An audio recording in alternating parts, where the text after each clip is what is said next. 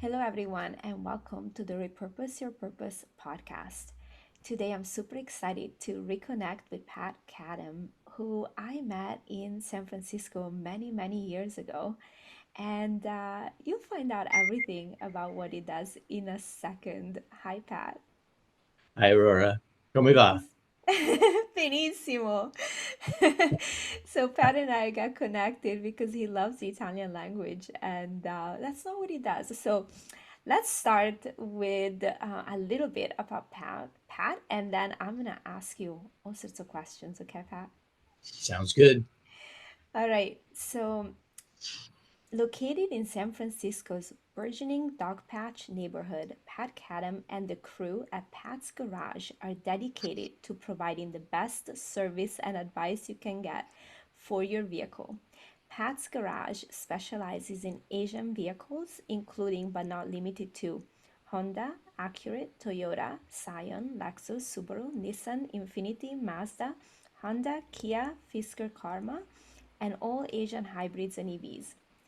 Pat has been in business since 1986, and besides cultivating an obsession for the technical aspects of their work, the team believes in the power of community, education, and strong coffee. We have two things in common: Italian language and strong coffee, right there. I also want to thank you again because you helped me a lot in finding my Prius with your advice, and I'm still driving it. It's still a great car. So thank you so much.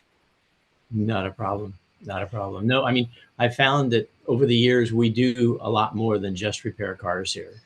Mm. So giving advice is just as valuable as fixing someone's flat tire. And for me, I know nothing about cars, so particularly useful. All right, so I talked to you a little bit about how you got into the car repair business, and I was wondering if you can share a little bit of your story, which I find fascinating. So, how did you get into cars? Oh boy, it was a circuitous route for sure. And lots of things sort of popped in to change direction of what I thought was a straightforward road along the way. I was raised in Southern California in the Inland Empire out by Pomona and the Claremont colleges. I started tinkering on cars when I was about 14 or 15 years old. I had older classmates that had a car available to them, and we used to just tinker with them. We would learn how to use tools. We'd try to change a tire. They wouldn't let us drive it yet, but we did everything short of driving the cars, which was our goal, of course.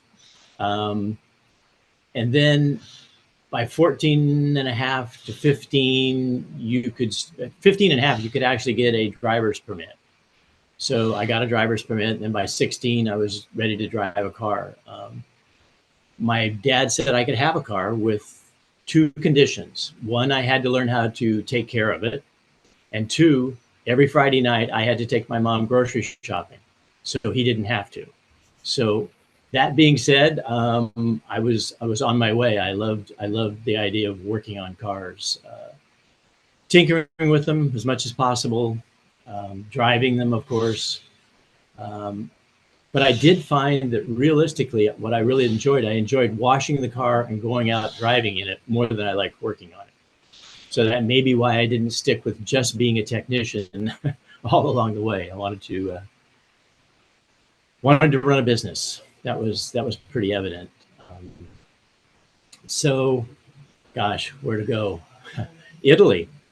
Italy was a big part of my car transformation business. I went to Cal Poly in Pomona, majored in history with a specialty in Renaissance. I was taking languages. I was in a French class, and somebody from the college came to our class and said, "We have this wonderful study abroad program that no one has taken advantage of." So I I was footloose and fancy free. My wife and I at the time were. We had nothing else to do, so we signed up, and in 1969 we ended up in Florence, Italy. And so cars, as you know, and motorcycles are a very huge part of Italian culture. And I quickly absorbed all of that. I bought a little 1954 Lancia Appia to drive around Florence. I had a little Lambretta at my that I could use. Of course, I had to maintain those as well. So, but living in Italy was another one of those watershed moments in my life where traveling, as is wont to do, opens your horizons to all kinds of new things, new cultures, new ways of looking at things in life, politics, food. I mean, everything. So I spent that entire year just absorbing as much as I could and growing, and brought the love of automobiles and motorcycles back to Southern California when I came back after a year of studying. Southern California didn't look very exciting after living in Florence, Italy. So I was depressed for a very short amount of time and realized that I needed to change my perspective. So I had a lot of friends that I studied with that lived in San Francisco. So I jumped in my little Austin Healey Sprite, drove to San Francisco with a suitcase full of clothes, and never went back. Got to San Francisco in the 70s, and it was a very exciting place to be. You could literally choose your lifestyle. You could be everything was cheap. You could be a stockbroker and make a lot of money and live on Nob Hill, or you could embrace a hippie lifestyle, which is what I did. um, I had an assortment of small businesses when I came to San Francisco. I tried looking for a job, but I've never really embraced being an employee. It never seemed to fit for whatever reason. So I had a photography business where I did weddings and bar mitzvahs when I could. I had a janitorial business, cleaning restaurants and doctors' offices. I finally fell in with a friend who was painting houses. So I formed a business, a painting contracting business called Richmond Painting Company. And we painted a lot of those beautiful Victorian houses that are all over San Francisco. Did that for a long, long time, doing color consulting for people. It was a booming time in San Francisco in the 70s and 80s. My love for Italian motorcycles sort of along the way kept me engaged, and I eventually started racing Ducati motorcycles, road racing. Of course, I had to maintain them, so I kept my, mechanical skills alive. And eventually, the painting business, the only part that I really enjoyed was the interaction with the owners of the buildings. The painting was fun, but after a while, it became a little too straightforward and monotonous for me. So I realized that I needed to start thinking about, what's next? What other things do I want to do? So I sat down with a yellow pad, put a line down the middle, and started writing on one side all the things that I sort of enjoy in life, hanging out with people, tinkering on my motorcycles and cars. And on the other side, I just put a list of what I thought would be potential careers. And all the lines sort of pointed toward either, motorcycle mechanic or automotive. And so I thought, well, where do I go now? But I had a friend who had just started an automotive business, and I took him out to dinner. We sat and chatted, and he said, "Look, I don't have anybody working for me. I'm just working by myself. Why don't you come to work for me, and you can see whether it's something you would enjoy?" And I thought about it. I was a little hesitant because I know I'm not a really good employee. I like doing things my own way, but he was more than willing to give me as much leeway as I thought I needed. And I said, I want to learn all aspects of the business. The fixing of the cars is just part of it. I want to know, what are the finances like? How do you order the parts? The people quickly became the most important part because he was kind of a withdrawn owner. He didn't like dealing with the customer. So that was the part that I enjoyed the most. So I worked with him for about a year. actually 18 months. And it was maybe a little bit too long because I was really not enjoying it as much at the end and decided it was time to open my own business. So I rented a little basement garage in Bernal Heights. I could fit 2 cars in it, and the business began in 1986, and I've been doing it ever since. Wow. There's so many things I want to ask you more about, like, San Francisco in the 70s, but let's stick to business products. But that's, yeah, I can just imagine. One thing that I'm curious about is your perspective, both what happened for your own business, but also a little bit in general, on changing times and changing technology. Because Mhm. I feel like now we live through a time that I even read actually in a book, like statistically speaking, we are experiencing much faster change. It's not just our impression of it. Technology is changing faster and faster. At Yeah, the same time, we've had a massive change in technology before as well. And in your industry is one of those where if you started on cars in 60s, yeah, and now it's a completely different game, right? So I'm sort of curious if you can talk a little bit about handling change, handling change in technology, and especially since you decided to focus on hybrid cars at some point. So I know it's a huge question, right? But can you tell us a little bit that story and what you've learned about change and technology in the meantime? sure. I didn't really realize the sort of technological shift and how drastic it was until I actually went to work with a friend of mine. And in the 80s, it was sort of a real technological watershed moment for cars. And it was primarily because of the advent of computers taking a bigger part of what goes on in cars. We The shift went from being a mechanic to being a technician, and it's more than just linguistics. There were some huge things. There were people that had been working on cars forever that just couldn't make that leap. They didn't want to make the leap. They didn't want to embrace anything new and exciting. Well, I guess exciting. It was exciting for me. So I guess you can see my preference already. I like new things. I like to constantly be challenged. I like to learn new things. Um, so I realized when I started working on these cars that it was a one-way road. You're not going to be able to go back unless you're restoring old Ferraris and Alfa Romeos. You're not going to go back to that old technology. If you want to continue working on cars for people, you have to keep up. Um, and of course, there's endless challenges in that. It's The automotive industry has never been big on sharing a lot of its information.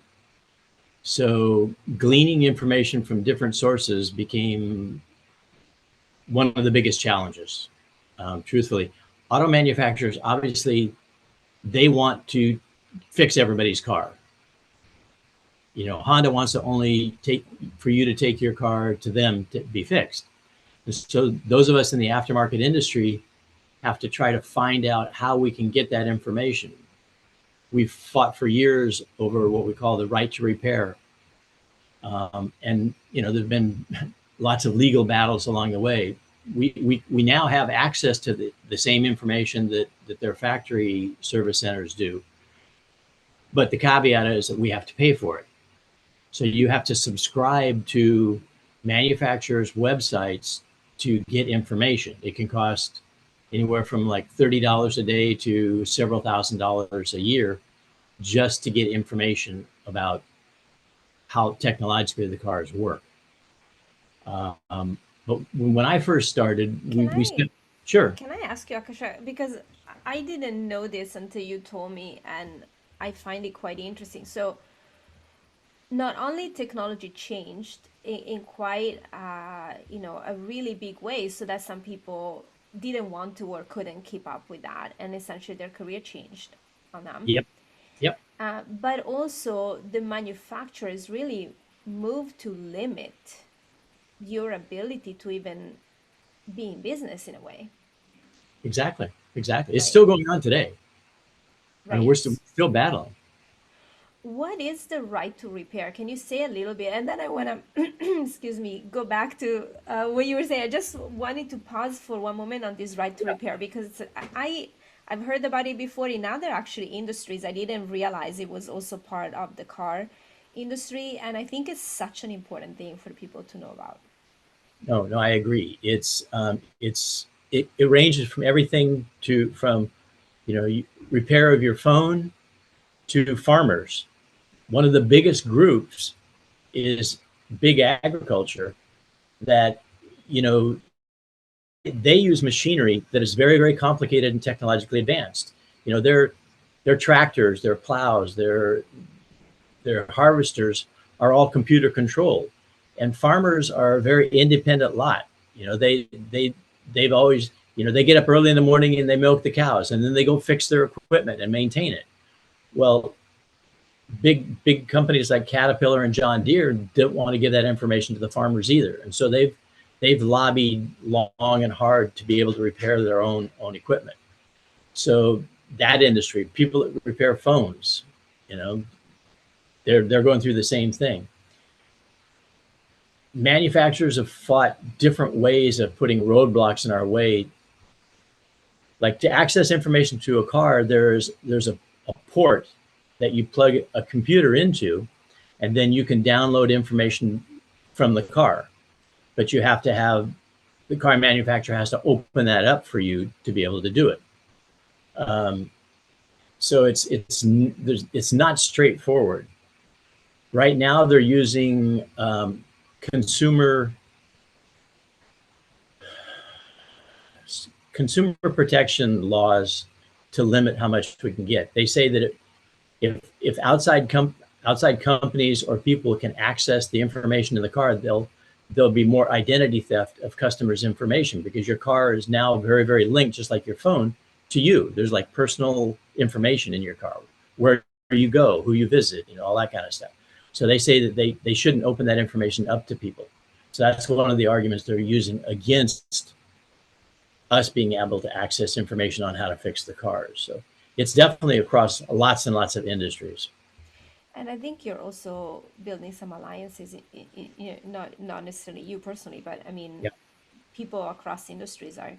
Yeah, it's interesting the whole privacy thing because it's more and more of these like big companies grabbing more and more power, where then we keep relying on them instead of like wonderful small businesses. But actually, I know you're gonna tell us all about why Pat's Garage is a San Francisco institution. For those who don't know this, it really is a San Francisco institution. So I do want to talk about that part that is so important for small businesses.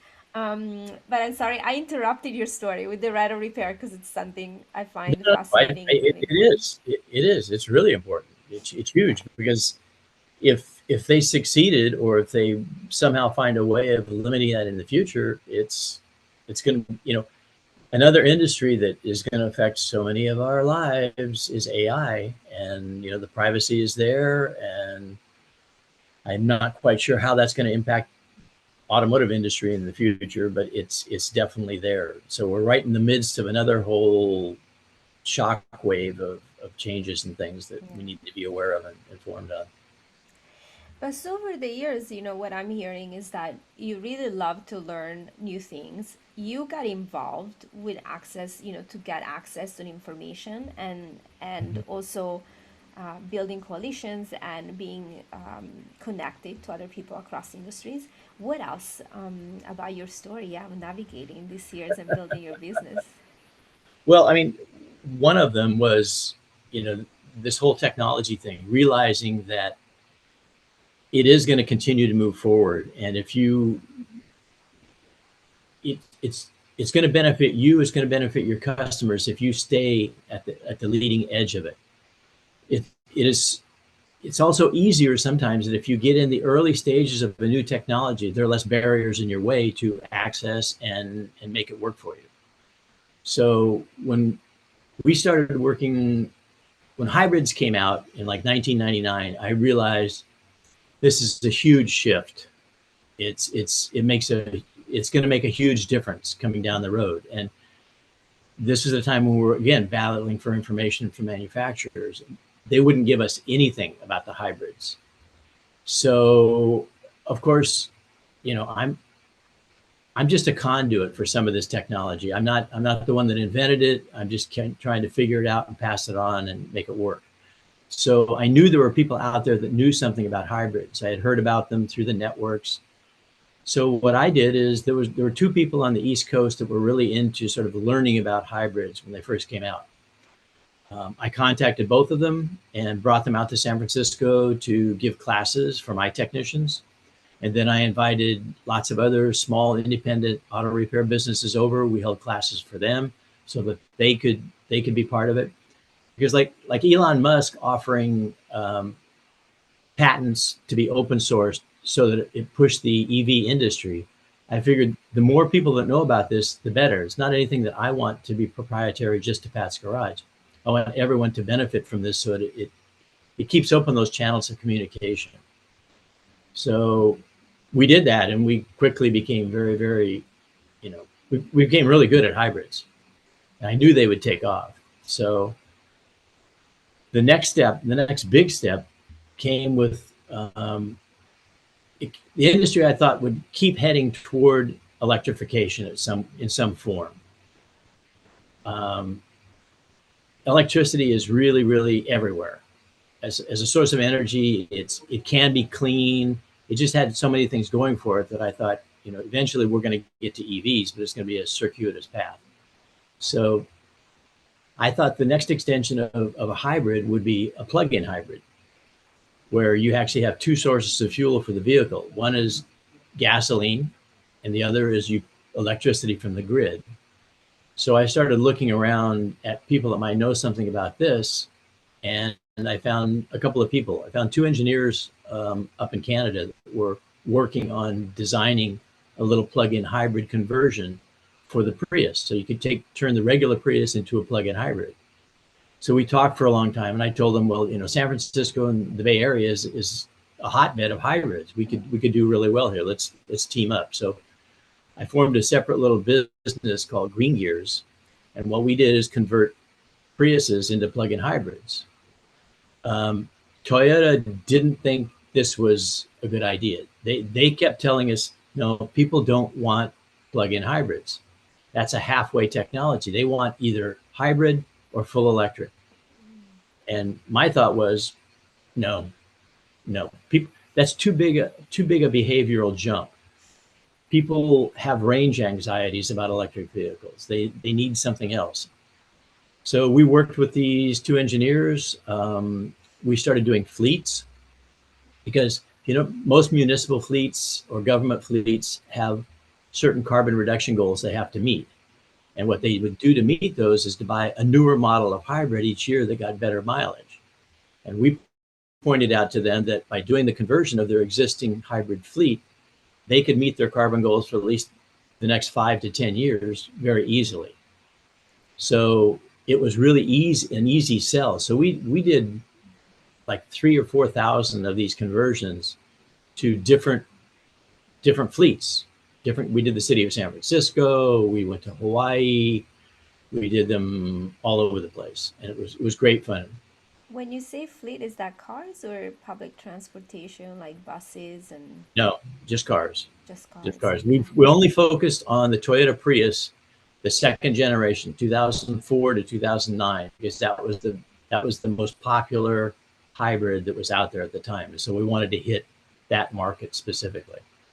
Yeah, so I work a lot with career changers, and sometimes I have conversation with people that have been in a career for a long time, and there's massive change in the field, and that's what I really enjoy about this conversation is that I mean sometimes you might want to be like, hey, this is not my field anymore. I don't like the direction it's going, right? And change. But Yep. sometimes if you want to stay in it, you have to change with the times. You don't have a lot of choice, right? No, you don't.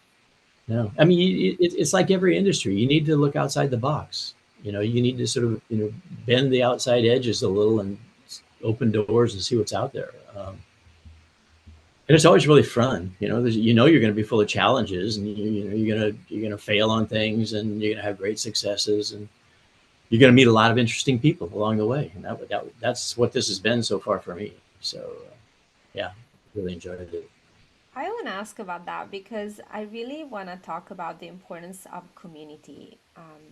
I am a very big fan of small businesses and, knowing your community and having local businesses you can go to and all that kind of stuff. I love that stuff. So, can you share a little bit about your thoughts on being a successful or running a successful small business and really being in touch, connected with your community and how you Sure. do it, at Pat's Garage? Yeah, I mean, it's extremely important. It's extremely important. Small business is the backbone of our society. It's it's what makes everything run, um, and it does that because it spends more time interacting with people.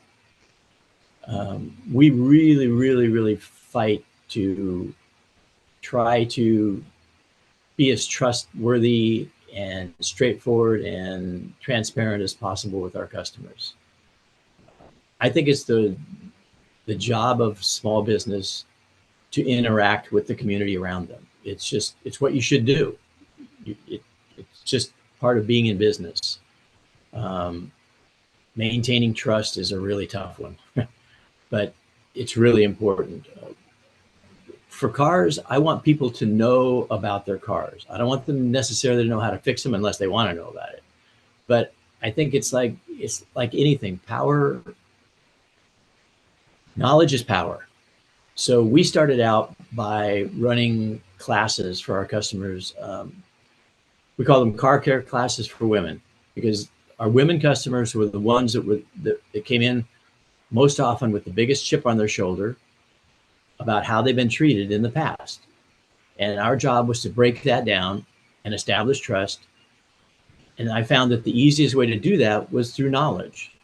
So we started doing car care classes on a regular basis where we would, on a Saturday, we'd close the shop down. We would have 5 or 6 stations around the shop where people would come in, maybe 15 to 20 people. Um, and we would just talk about different aspects of the car. One station would be talking about all the things under the car. We would point out things and learn vocabulary, like what's a CV joint? Where are your brakes? Where's your radiator? What happens when those things break? So we learn all about the car. And then there was one station where it was actually hands-on. You had to get your hands dirty. 2 things that I think can potentially save somebody's life. One is knowing how to change a tire, and the other is knowing how to jumpstart a car. So we did one of the last classes we did. We had a group of 16 Girl Scouts, and they were just so much fun. They loved learning how to change the tire, jumpstart the car. It was so much fun. So I think I've expanded these events to include men as well now. Everybody really, right? That wants to It's come, true. like No, it's everybody true. can join. It's true. And one of the classes that we're formulating now is, again, goes back to that technology, is new cars are full of so much technology that people come in and they go, this lane deviation thing is I don't want that. How do I turn that off? I said, you don't want to turn it off. You want to know how to use it because it will save your life. I mean, you come in here and you don't like wearing a seatbelt. Should I cut that off for you too? No, you need to understand how it works so that it can work for you. Learn what things you can turn on and off at will, what things you need to just learn about. So we're going to put together a class, I'm hoping for this spring, that we can start that process as well. So, these kinds of outreach things are, and then we do just normal parties too, where we have customers come in on a weekend. And, I think maybe 10 years ago, we had an oyster and champagne party where there was an oyster company that was going out of business up in Point Reyes, and I hired them, and they came in and brought as many oysters as anybody could eat.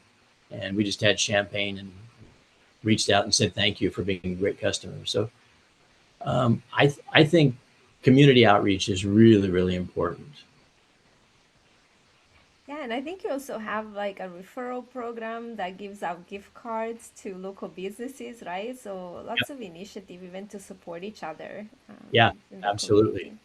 Yeah, What about 1986? It's like almost 40 years. Is that? yeah, yeah. Wow. Okay.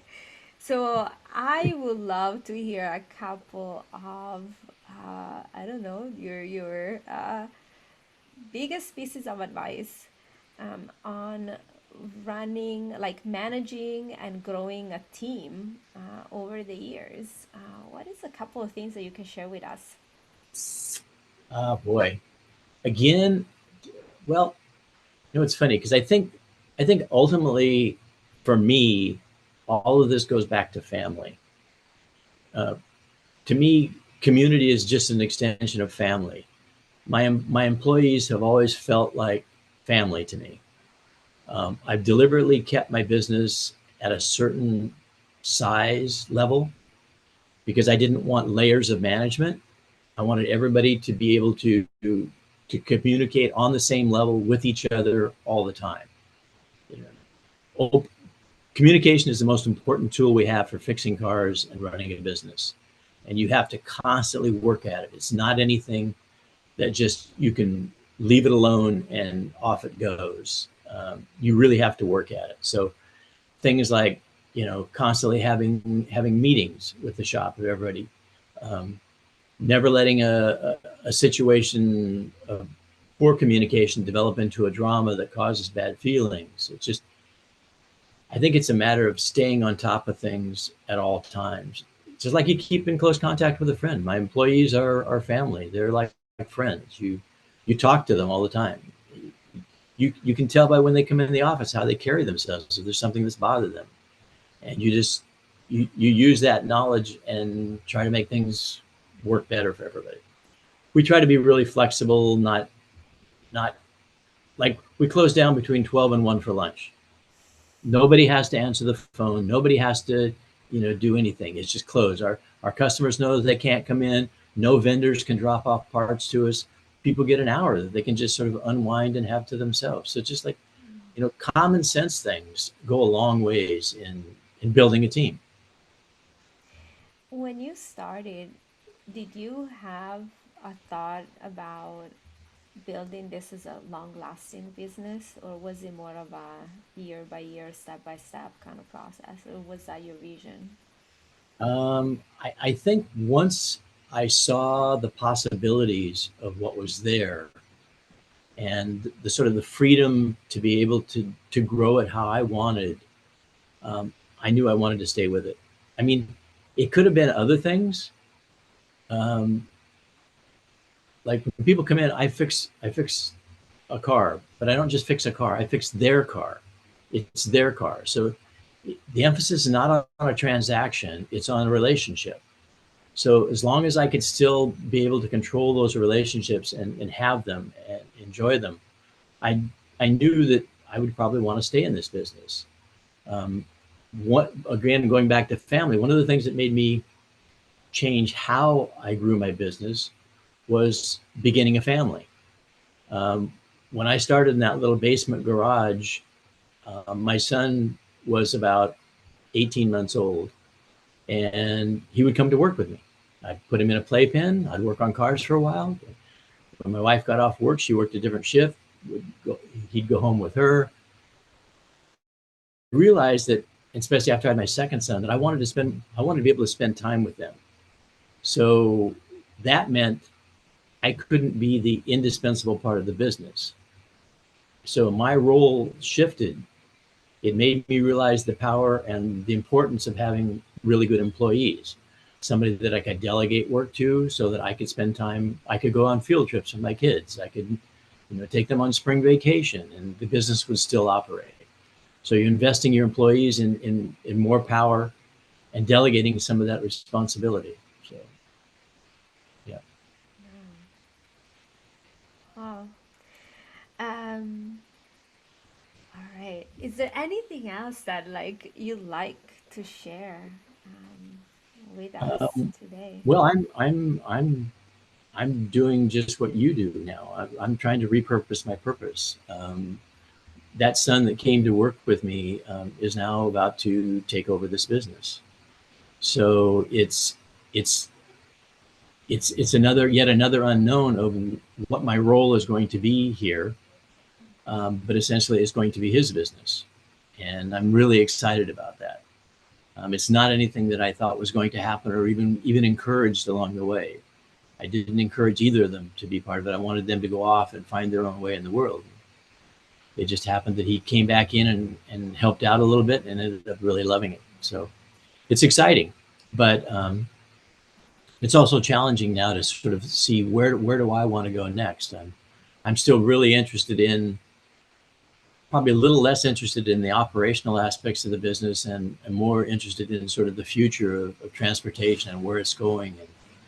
And we're working a lot more on electric vehicles now. We work on Teslas and the Nissan Leafs and Kias.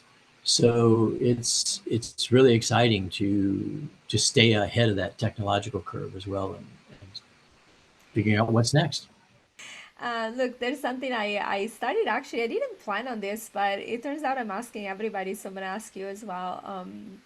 So more and more working with people, I see that we all have inner wisdom, something inside of ourselves that guides us. And it's inner wisdom. My inner wisdom is for me, and your inner wisdom is for you, and so forth. And so I say, my work is to open up space for that inner wisdom to emerge.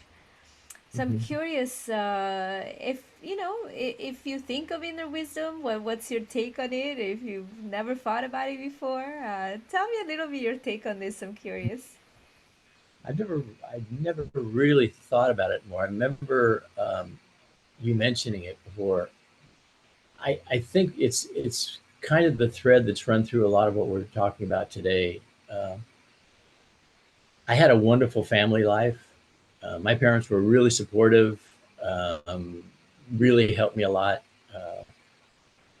And extended family is still really important. As growing up, I had, my mom had 12 brothers and sisters. So I had lots of aunts and uncles and lots of cousins. And we always spent time together. The, the importance of family to me. And I think it has sort of guided everything I've done in business, or a lot of the things that I've done in business, whether it's again, it's my business is about relationships. It's about people and their needs, and um, my employees are extremely important to me. They're like family as well. So I think that's sort of been my guiding light out there. I don't know that whether there's any wisdom involved in it, but um, when you're dealing with people, there's always challenges, surprises, and joy. So I think that's been sort of the guiding light for me. I always go back to that. In a lot of business coaching, they say, get your mission statement and always focus back on that mission, and everything goes to that. And I think family is that sort of guiding light that I've used for everything. So Yeah, I also hear. I also hear very. I have an echo right now. Let's see if it goes away. Okay, maybe. Um, I hear a very deep commitment to service in everything you're sharing. yeah, yeah, yeah. I think I would. I think at one point I thought I was going to be a psychologist, and I took a lot of clinical psychology classes, studying mice and rats, and I thought I'm sure there's some reason for this somewhere, but that just doesn't appeal to me. So yeah, yeah, service industries I think are really important, and we have to keep that human element in them. We can't just um, I mean, how do you run a service business like Amazon? I know it's products, but it seems like there's so little human interaction that it has no appeal for me. And I think that's some of the problems that we're going to face as a society in the future is, how do we continue to make these connections with each other to keep us from blowing each other up in the world? Um, and service industries are one that you have to do that. You have to, I mean, I've had people apply for jobs here that were, you know, technically and resume sound, but they just, I didn't make that physical connection or that sort of psychological connection that they had the ability to communicate clearly with people and empathize. Um, and oftentimes they weren't quirky enough. Oh, you gotta be quirky to work in Pat's Garage. All right. We do. No, but I think I know what you mean, which is really that it seems like what we want is a transactional, quick, easy thing. But it's not by chance that people are less happy right No. now, and we have a lot of crises because going into a bookshop and talking to the person there, or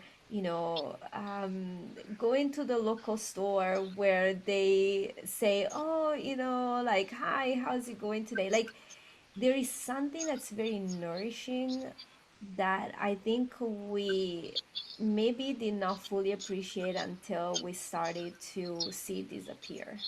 Yeah. And I've been in California a long time, and I moved to LA before living in San Francisco. And I remember before Starbucks started to take over all the coffee shops in LA. And now we have more independent coffee shops coming back, but it was horrible, quite frankly. Like, I had these places I really liked, and one by one were disappearing. So I feel like I hope we see more and more growth in the small business. We figure this out, and you know, to keep those relationships and that attitude of service, and also the receiving of service is so amazing. And the service we're talking about here is very different than Amazon service, right? Which Right. it's fine, it's amazing in so many ways, but it's very, very Yeah. different.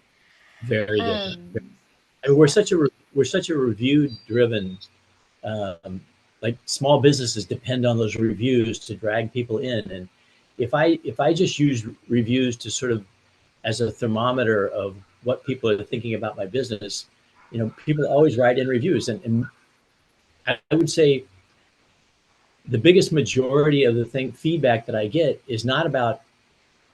Some of it is about thanks for fixing my car, but mostly it's about, God, it was great to come into the office and just visit with everybody and talk to you, and you seem definitely concerned, and it's that hunger for that service connection that we don't get in society anymore. So I mean, the reviews pointed out to me how valuable it is, if even if you didn't know. Well, thank you so much. I really enjoyed. I learned a few things about cars. I still know nothing at all about it, but I understand a lot more the business, I guess, from what you Well, shared. I really enjoyed it. And what I was gonna ask you is, if people want to get in touch with you, how do they reach you? well, I mean, they can obviously go to the website for sort of an overview that, patsgarage.com. Um, you That's can always great. call the shop. You can call the shop. The number is there. Um, Part of what we do is give people advice about cars too. It's not just fixing them. It's like people come in and they've got a kid going off to college, and it's like, what car should I get for my son? And so you sit and you talk to them about, well, is he going to be driving in a city? Is he going to be driving in the country? Um, or people are ready for a new car. Do I need a new car? Well, how do you drive? Do you need an SUV? No, you don't need an SUV. You only drive around town. So advice for people is another fun part of what we do. So if people have questions about their car, they don't even want to come in. Just call. We'll give you advice about your car. That's fantastic. Thank you so much, Pat. And for everybody listening or watching this, my name is Aurora Meneghello. You can find more about my work with career changers, business owners, and leaders at repurposeyourpurpose.com. And as I shared already, I really open up that space for inner wisdom to show up. And if there's one thread that connects all my clients and the work I do, is that I really believe each one of us can be happy doing something we enjoy or love. And that's what I'm really passionate about. So thank you so much, Pat, and I'll talk to you soon. Ciao. Grazie. Ciao.